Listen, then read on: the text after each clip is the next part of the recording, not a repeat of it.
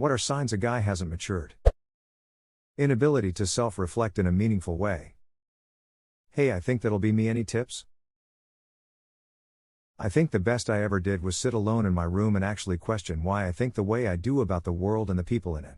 I always thought people assumed the worst in me, and that's why treated me like I was an asshole. Turns out I was just preemptively being an asshole as a defense mechanism to not get hurt or tricked by people. My family is a bucket of crabs unable to ever figure out how to properly treat people with respect.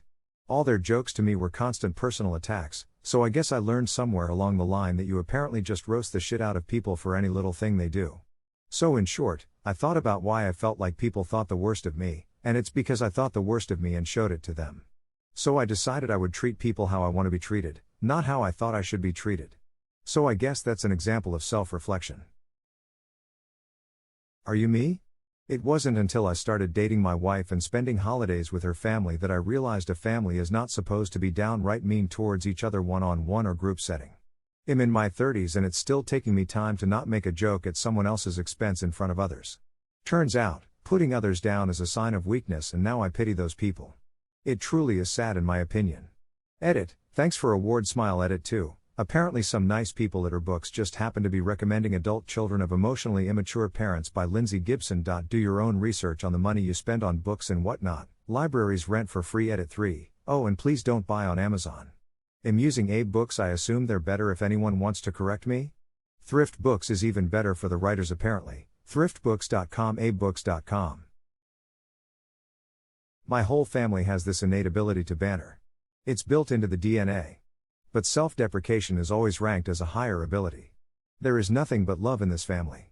Except for that one auntie. Her inability to balance makes her the one that sucks the room dry of any love.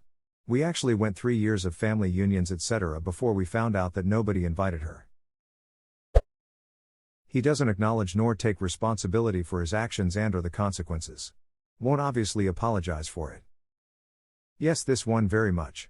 When they are never at fault, someone else is always at fault or made them do it, or always has an excuse ready. Blatant disregard for others while saying others are inconsiderate. So 70% of the population. At least the ones that scream the loudest. If they get offended when you communicate how you want them to please you. My ex threw a chair at me when I told him I was upset that he forgot my birthday.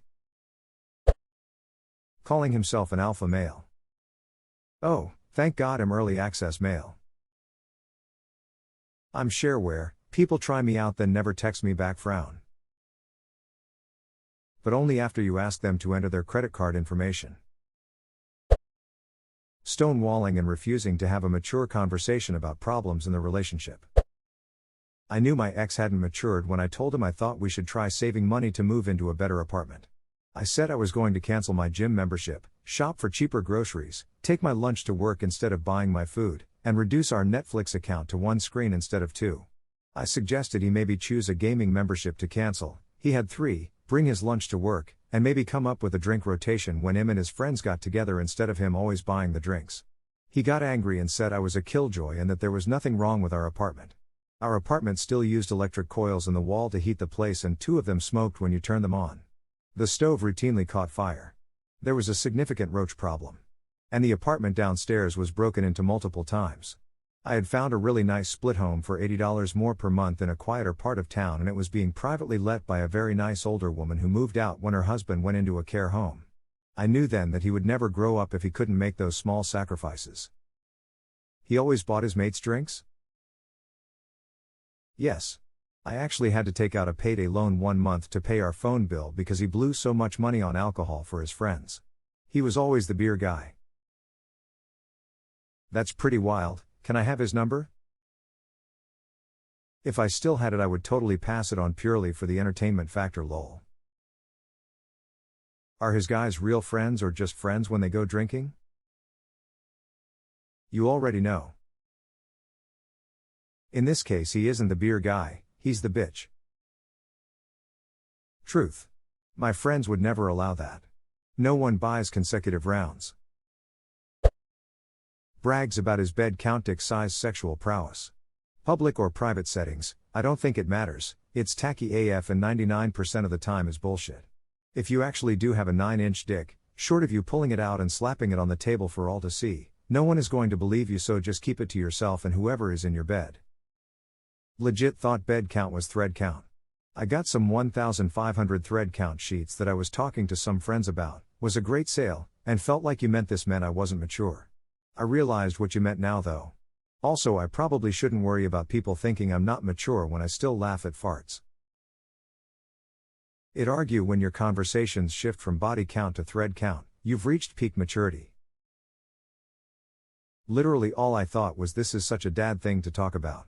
It fascinates how many things we thought we wouldn't care about when we were younger. Like having a nice lawn or organizing your important documents in a nice way. It hits people at different times. Maturity really is spontaneous. The other day I got a nice document container case to fit in my safe. I cared so deeply about it. Went into Walmart to buy an Xbox 360. Came out with a nice set of pans. Duck, when did I become an adult? I want my own living space so bad. I currently work as a cook, but I don't have the ability to cook in my parents' house. So I don't consider me working as a cook as real cooking. Restaurants' cooking styles aren't the greatest. I want to be able to experiment and make home-cooked meals. Also baking. A very sexy skill. A sign that anyone hasn't matured is not being willing to apologize when they realize that they made a mistake and caused damage, especially to someone else's emotions. Edit, I should add this because I think I'm not being fully understood here.